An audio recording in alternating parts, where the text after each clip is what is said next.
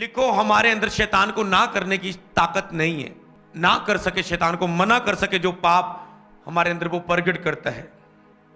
और सामर्थ हमारे ऊपर तभी आती है जब पवित्र आत्मा हमारे ऊपर उतरता है, और आत्मा तब उतरता है जब हम अपने आप के लिए मरते हैं। ये एक सीक्रेट है। आप सोचते हैं मैं शैतान को कैसे ना करूं, वो मुझे प्रेयर में रोकता है, गंदे विचार डालता है, मैं बार बार पाप में गिरता हूं। आप में और मुझ में ताकत ही नहीं है, मुझ में भी नहीं है कि मैं शैतान को अपने शारीरिक ताकत से रोक सकूं अपनी अभिलाषाओं को। वो ताकत आती है जब पवित्र आत्मा हम पर उतरता है, और पवित्र आत्मा तब उतरता है जब आप अपने आप के लिए मरते हैं। और मरा कहां जाता है? प्रार्थना में, और कोई स्थान नहीं। फिर भी लोग इतनी बात सुनने के बाद बार बार कहते रहेंगे शैतान शैतान। अरे आपको सीक्रेट दे चुका हूं, अगर आप इसमें मनन करें कि आपके में वो ताकत नहीं है कि आप शैतान से लड़ सके। ताकत पवित्र आत्मा देता है मरने पर, प्रेयर करने पर। आपको पता बाइबल में बड़े बड़े जो विश्वास के योद्धा थे, दाऊद ला लो, सैमसन ला लो, बड़े बड़े योद्धा गिर गए, अपनी शरीर ताकत से वो लड़ ना पाए जब वो आत्मा में कमजोर हो गए।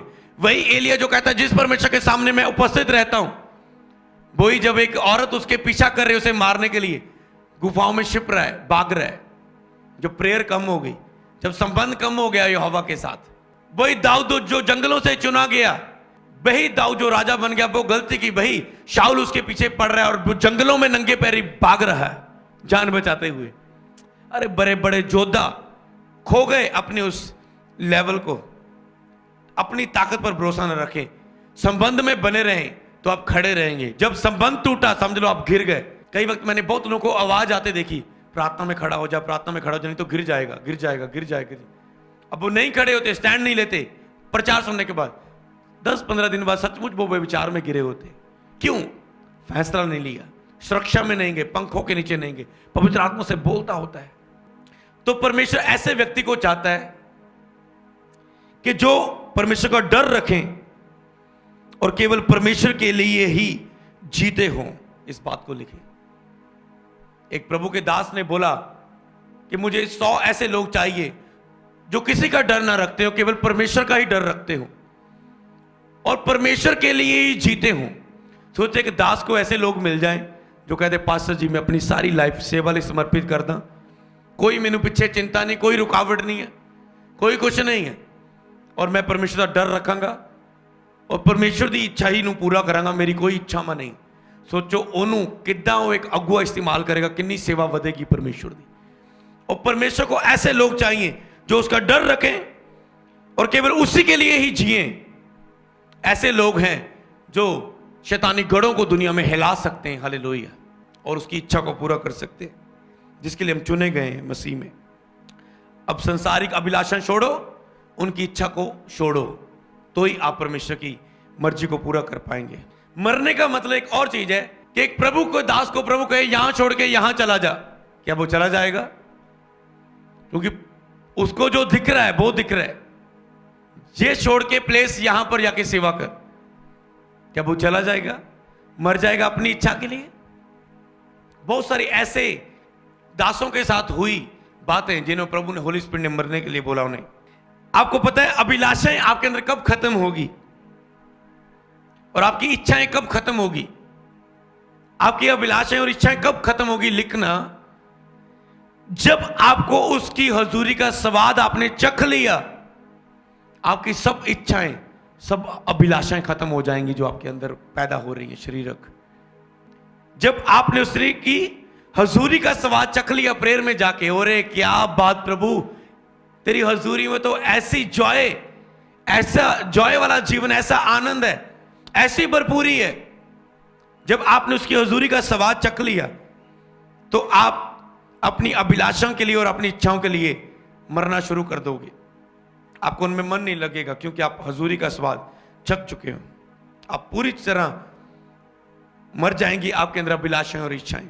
और अगर आप चलते चलते मसीह में मरते मरते अपने आप के लिए कहीं रास्ते में गिर भी जाएं तो आप पश्चाताप करें।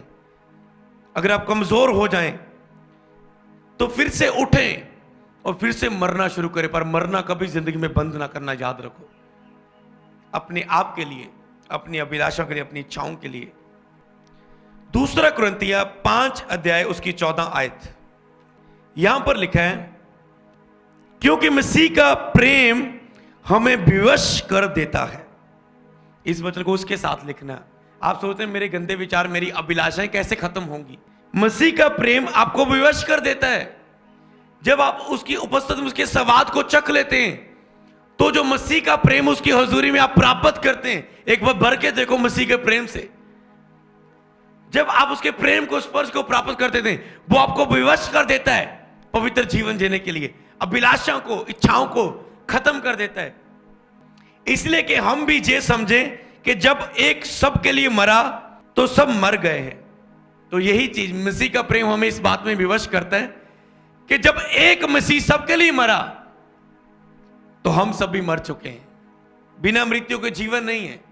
जब एक सबके लिए मरा तो सब मर गए, और वह इस निमित्त सबके लिए मरा जो जीवित हैं, कि वे आगे को अपने लिए ना जिए, परंतु उसके लिए जिए जो उसके लिए मरा है और फिर से जी उठा है। कि आगे को वह मसीह मर के जी उठा, कि आगे को वह अपने लिए ना जिए बल्कि उसके लिए जिए जो उनके लिए मर गया है और जी उठा है। हालेलुया। सोचो, प्रभु की जो इच्छा है हम आपके लिए मरे, अपने आप के लिए। अरे जितने भी प्रभु के दास दिख रहे, स्पिरिचुअल सन डॉटर्स दिख रहे हैं, अगर हम जे कामों को अपने जीवन में करें, एक बड़ी बेदारी पंजाब में, पूरे भारत में, पूरे वर्ल्ड में आ सकती है। अगर हर एक व्यक्ति आपके लिए ऐसा मरना शुरू कर दे, ये संदेश हजारों तक पहुंचाओ, पता नहीं कौन एक व्यक्ति अपने जीवन को समर्पित कर देगा इसे सुन के, और उसके द्वारा हजारों बचाए जाएंगे। हालेलुया। किसी से तो है जो हवा बात कर रहा है और हिला रहा है और बोल रहा है, मर तोड़ अपने आप को। और मसीह का प्रेम हमें विवश कर रहा है आज मरने के लिए, क्योंकि वो हमारे लिए मरा, ताकि जो आगे को हम जीवित ना रहें अपने आप के लिए, उसके लिए जी जो हमारे लिए मरा। हालेलुया। परमेश्वर का भय मानकर हम लोगों को समझाते हैं, परंतु परमेश्वर पर हमारा हाल प्रगट है। अरे जब आप मर रहे हैं अपने आप के लिए, सब हाल परमेश्वर पर प्रगट है आपका। जब मसीह मरा, क्या उसने मेहमाना दी? पिता के दाहिने हाथ वो सिंहासन के सामने विराजमान बैठ गया। क्या जब आप मरे, क्या वे आपको ग्रेस, अनॉइंटिंग और महिमा क्यों ना देगा? समझो इस बात को। जब मरेंगे वो तुरंत होगी वो ग्रेस, महिमा। सब बोले हालेलुया।